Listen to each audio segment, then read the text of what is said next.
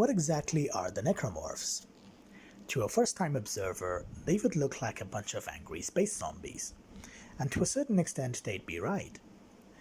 But what's really happening here?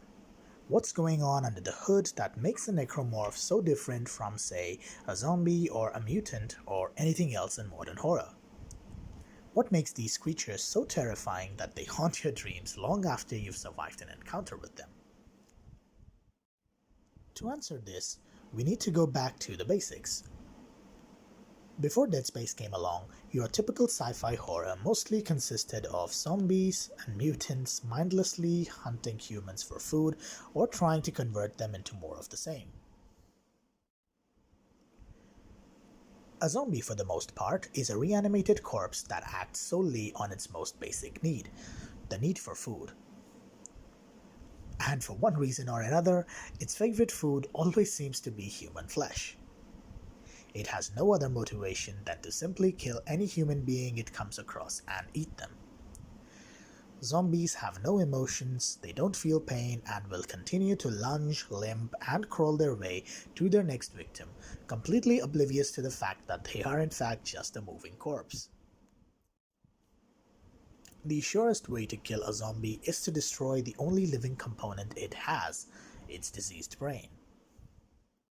On the other hand, mutants or hybrids are very much alive and aware of their surroundings, and act more on a primal rage than just pure hunger, though it still remains an active driver for them.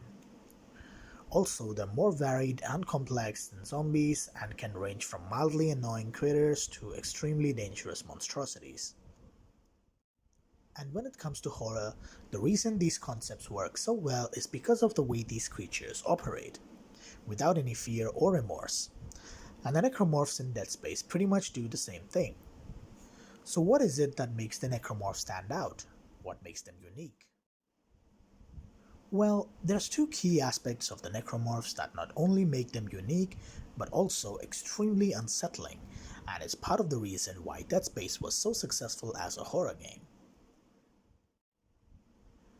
First is that the necromorphs are not driven by their own instincts, but rather operate under the control of the marker signal. Because of this, they are purpose-built for one thing and one thing only: to kill anything that's not already affected by the marker and make more corpses to be infected.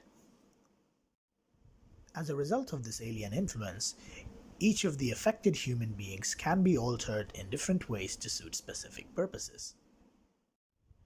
The slashers are like the common foot soldiers, the infectors make more necromorphs from the corpses that are left behind, the leapers and lurkers act as shock troops, and then the brutes are just the heavy walking tanks. Now this alone makes the necromorph horde a highly dangerous enemy, but on top of this, the marker signal allows the necromorphs to communicate telepathically and makes them quite cunning. So much so that they can take their victims completely by surprise. On an individual level, the slashers know how to hide their presence in order to draw their victims in. The pukers use their acid-like projectiles to slow the victim down before closing in for the kill, and the leapers are of course extremely agile and not to mention much more disturbing to look at. And when there's multiple variants together attacking you at once, needless to say, it becomes almost impossible to survive a coordinated assault. And as if their specialized roles and high cunning wasn't deadly enough, they're also technically unkillable since the marker signal works at a molecular level and keeps the cells alive even if every part of their body is dismembered. While the individual creature may have been stopped, its biomass is still broken down by the marker signal and turned into the corruption, which then begins to transform the surrounding environment itself into a necromorph hive. And this corruption then grows and spreads as it absorbs more biomass. This in turn spawns specialized defensive structures and other types of stationary necromorphs, which then start to act like a kind of area denial tactic for anyone trying to stop the necromorph outbreak. And what makes all of this so disturbing is that Before the actual outbreak even begins, the marker signal has usually already taken hold in the minds of individuals who may be able to stop it, and it drives them insane. Makes them hallucinate and go mad. Yeah. There are 4 steps. No thanks to Twitchy here. 1, 2, 3, 4. Step 4. She'll be waiting. Jesus, Strauss. You okay? It's getting worse. What is step 4? Who will be waiting? If the screws, if the needle, she'll be waiting. He's not The first deaths of an outbreak may be caused even before a single necromorph has been made. Which leads me to my second point. The marker signal has a diverse range of effects that it can produce in the minds of those it comes into contact with. And one of the most sinister effects it has on humans is this.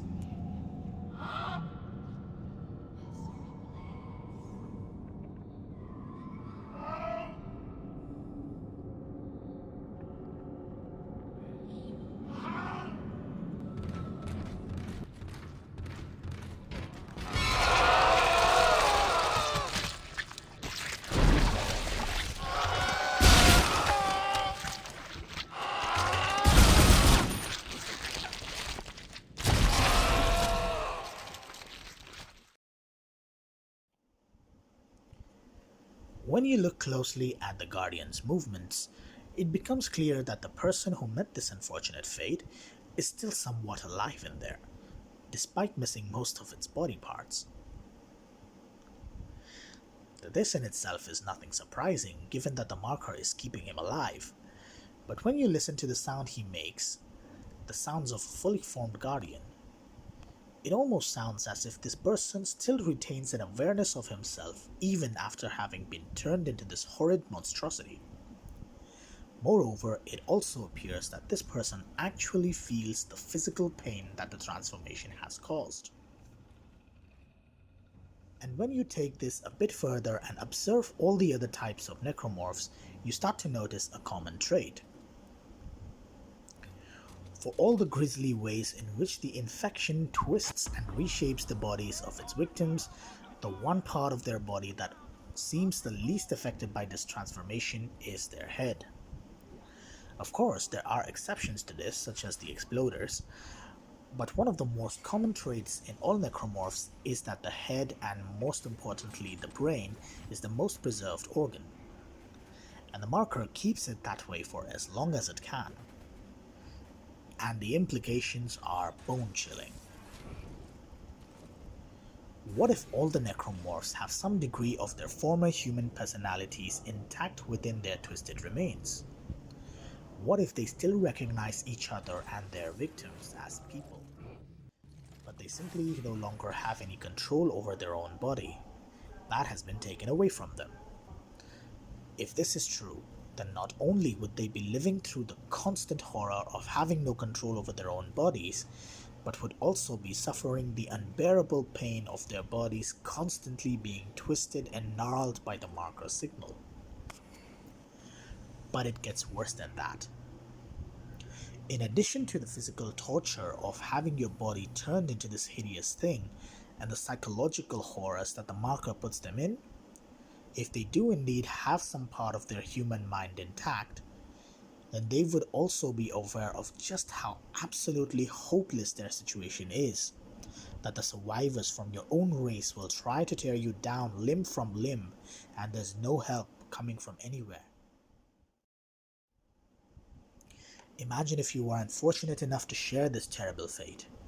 It would be nothing short of entering your own personal hell, from which the only hope of escape is the complete annihilation of the marker. And yet you are bound to the control of the very markers that caused you to suffer like this. This is the true horror of the necromorphs. That's it for this video, guys. Thank you for watching. If you liked this video, please feel free to hit that subscribe button and share this video with your friends. And do let me know in the comments section what you think is the scariest thing about the necromorphs. See you in the next one.